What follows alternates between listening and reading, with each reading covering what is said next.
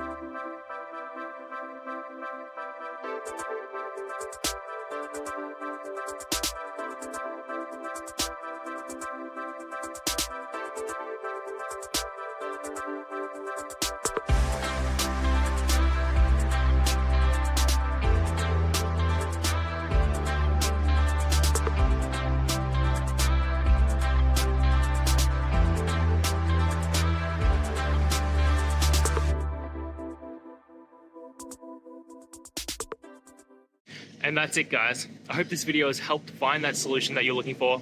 And if it did, please hit the subscribe button. I'd really appreciate it.